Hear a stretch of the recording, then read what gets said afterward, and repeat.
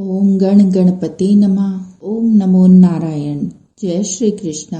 आज मैं श्रीमद् भगवत गीता के 9वें अध्याय का महात्म्य कर रही हूँ। आशा है आपको पसंद आएगा। महात्म्य आरंभ करने से पहले जो भी मेरे चैनल पर नए जुड़े हैं उन सभी से अनुरोध है कि मेरे चैनल को लाइक, शेयर और सब्सक्राइब कर लें और घंटी के बटन को दबाकर उसे ऑल पर सेट कर लें। उन सभी को यह भी बताना चाहती हूँ कि मेरे चैनल पर रोज सुबह 7 बजे और शाम को 7 बजे गीता के महात्म्य पाठ की और मूल पाठ की वीडियो आ रही है, तो मेरी अन्य वीडियो को भी अवश्य देखें। और जो पहले वीडियो आ चुकी हैं अब तक, उन सभी की प्लेलिस्ट आपको मेरे चैनल पर मिल जाएगी। उसी क्रम में अब हम अपने 9वें अध्याय के महात्म्य को आरंभ करते हैं। इस अध्याय का नाम है राज विद्या राजगुह योग। श्री महादेव जी कहते हैं, पार्वती, अब मैं आदर पूर्वक 9वें अध्याय के महात्म्य का वर्णन करूंगा। तुम स्थिर होकर उसे सुनो। नर्मदा के तट पर महिष्मती नाम की एक नगरी है। वहाँ माधव नाम के एक ब्राह्मण रहते थे जो वेद वेदांगों के तत्वज्ञ और समय समय पर आने वाले अतिथियों के प्रेमी थे। उन्होंने विद्या के द्वारा बहुत धन कमाकर एक महान यज्ञ का अनुष्ठान आरंभ किया। उस यज्ञ में बलि देने के लिए एक बकरा मंगाया गया। जब उसके शरीर की पूजा हो गई तब सबको आश्चर्य में डालते हुए उस बकरे ने हंसकर उच्च स्वर से कहा, ब्राह्मण, इन बहुत से यज्ञों द्वारा क्या लाभ है? इनका फल तो नष्ट हो जाने वाला है तथा ये जन्म, जरा और मृत्यु के भी कारण है। यह सब करने पर भी मेरी जो वर्तमान दशा है इसे देख लो। बकरे के इस अत्यंत कौतूहलजनक वचन को सुनकर यज्ञ मंडप में रहने वाले सभी लोग बहुत ही विस्मित हुए। तब वे यजमान ब्राह्मण हाथ जोड़ अपलक नेत्रों से देखते हुए बकरे को प्रणाम करके श्रद्धा और आदर के साथ पूछने लगे। ब्राह्मण बोले, आप किस जाति के थे? आपका स्वभाव और आचरण कैसा था तथा किस कर्म से आपको बकरे की योनि प्राप्त हुई? यह सब मुझे बताइए। बकरा बोला, ब्राह्मण, मैं पूर्व जन्म में ब्राह्मणों के अत्यंत निर्मल कुल में उत्पन्न हुआ था। समस्त यज्ञों का अनुष्ठान करने वाला और वेद विद्या में प्रवीण था। एक दिन मेरी स्त्री ने भगवती दुर्गा की भक्ति से विनम्र होकर अपने बालक के रोग की शांति के लिए बलि देने के निमित्त मुझसे एक बकरा मांगा। तत्पश्चात जब चंडिका के मंदिर में वह बकरा मारा जाने लगा, उस समय उसकी माता ने मुझे श्राप दिया, ओ ब्राह्मणों में नीच पापी, तू मेरे बच्चे का वध करना चाहता है, इसीलिए तू भी बकरे की योनि में जन्म लेगा। श्रेष्ठ, तब कालवश मृत्यु को प्राप्त होकर मैं बकरा हुआ। यद्यपि मैं पशु योनि में पड़ा हूँ तो भी मुझे अपने पूर्व जन्मों का स्मरण बना हुआ है।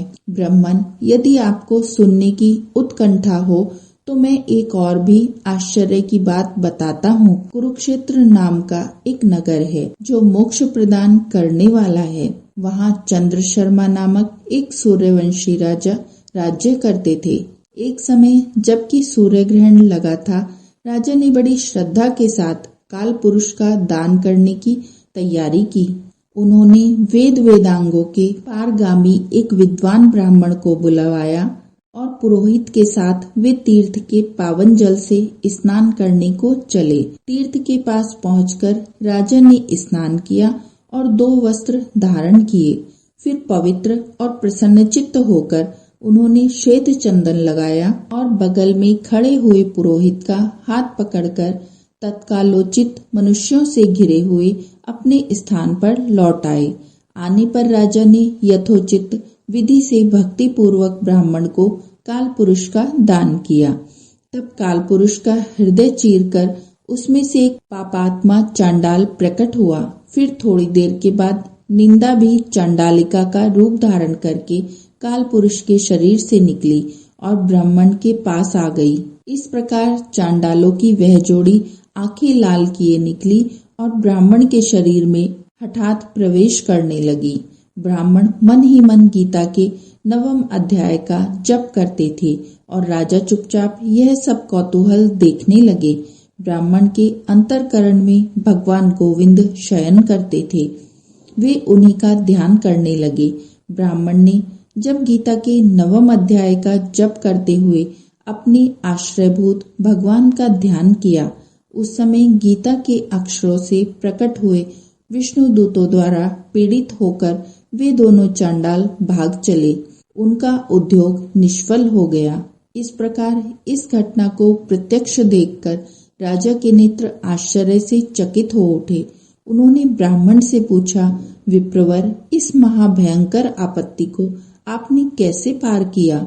आप किस मंत्र का जप तथा किस देवता का स्मरण कर रहे थे? वह पुरुष तथा वह स्त्री कौन थी? वे दोनों कैसे उपस्थित हुए? फिर वे शांत कैसे हो गए? यह सब मुझे बतलाइए।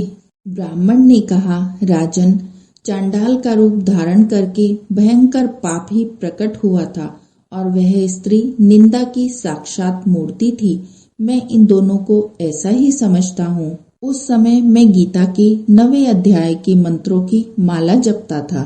उसी का महात्म्य है कि सारा संकट दूर हो गया। महीपते, मैं नित्य ही गीता के 9वें अध्याय का जप करता हूँ। उसी के प्रभाव से प्रतिग्रह जनित आपत्तियों से पार हो जाता हूँ। यह सुनकर राजा ने उसी ब्राह्मण से गीता के 9वें अध्याय का अभ्यास किया। फिर वे दोनों ही परम शांति मोक्ष को प्राप्त हो गए। यह कथा सुनकर ब्राह्मण ने बकरे को बंधन से मुक्त कर दिया और उस गीता के 9वें अध्याय के अभ्यास से परम गति को प्राप्त किया। इस प्रकार ये 9वां अध्याय का महात्म्य पाठ अब समाप्त होता है। आशा है आपको पसंद आया होगा। बोलिए ओम नमो नारायण। जय श्री कृष्ण।